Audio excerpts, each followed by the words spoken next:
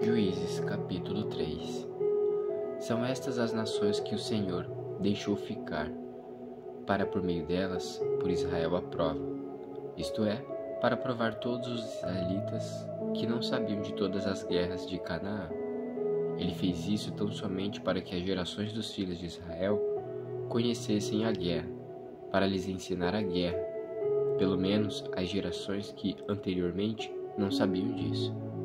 Os que ficaram foram 5 governantes dos filisteus, todos os cananeus, sidônios e heveus, que habitavam nas montanhas do Líbano, desde o monte de Baal-Hermon até a entrada de Ramate.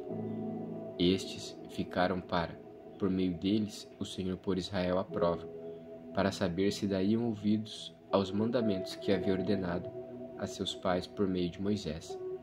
Assim, os filhos de Israel moravam no meio dos cananeus, dos heteus, dos amorreus, dos ferezeus, dos heveus e dos jebuseus. Tomaram de suas filhas para si, por mulheres, e deram as suas filhas aos filhos deles, e rendiam culto a seus deuses.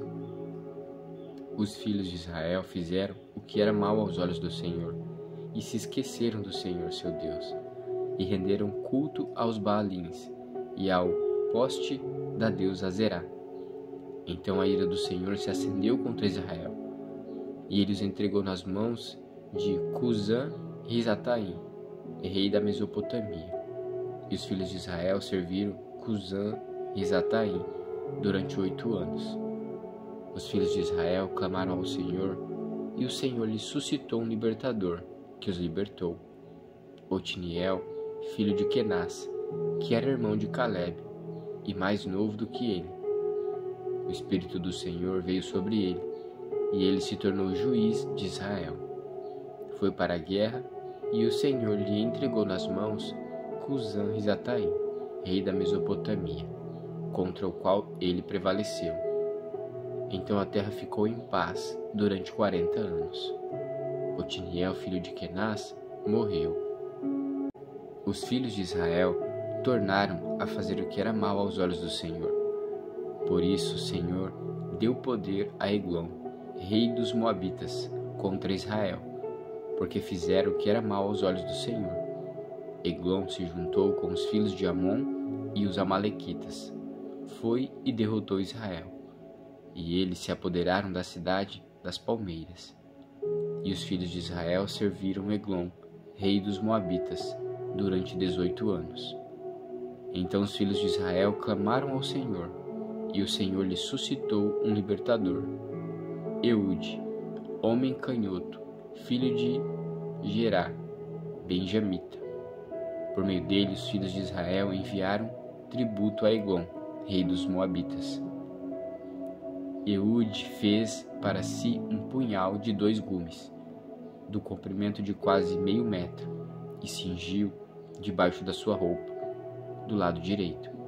Então ele levou o tributo a Eglon, rei dos Moabitas. Eglon era um homem muito gordo. Depois de entregar o tributo, Eude saiu com os carregadores do tributo. Ele, porém, voltou do ponto em que estavam as imagens de esculturas, ao pé de Gilgal, e disse ao rei: Tenho uma palavra secreta para o Senhor, ó rei. O rei disse: Cale-se. Então todos os que estavam com o rei saíram de sua presença. Eude entrou numa sala de verão, que o rei tinha só para si, e onde se estava sentado.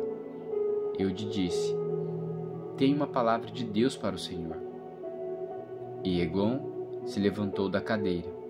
Então Eude estendeu a mão esquerda, puxou seu punhal do lado direito e o cravou na barriga do rei, de tal maneira que entrou também o cabo com a lâmina, e porque não tirou o punhal da barriga, a gordura se fechou sobre ele. Eude saiu por uma pintoiola, passou para a antessala, depois de fechar e trancar as portas atrás de si. Quando ele tinha saído, vieram os servos do rei e viram que as portas da sala de verão estavam trancadas, e disseram: Sem dúvida ele está fazendo as necessidades na sala de verão. Esperaram até cansar, e como o rei não abria a porta da sala, pegaram a chave e a abriram. E eis que o seu senhor estava morto, caído no chão. Eude escapou enquanto eles se demoravam, e tendo passado pelas imagens de escultura, foi para Seirá. Tendo chegado, tocou a trombeta nas montanhas de Efraim. E os filhos de Israel desceram com ele das montanhas, indo ele à frente. E lhes disse: sigam-me, porque o Senhor entregou nas mãos de vocês os seus inimigos, os moabitas. Eles seguiram Eude e tomaram os vales do Jordão contra os moabitas, e a nenhum deles deixaram passar. Naquele tempo mataram uns 10.000 homens moabitas, todos robustos e valentes, e não escapou nem sequer um. Assim, naquele dia, Moabe foi subjugado por Israel, e a terra ficou em paz durante 80 anos. Depois de Eude veio Sangar, filho de Anate, que matou 600 filisteus com uma aguilhada de bois, e também ele libertou Israel.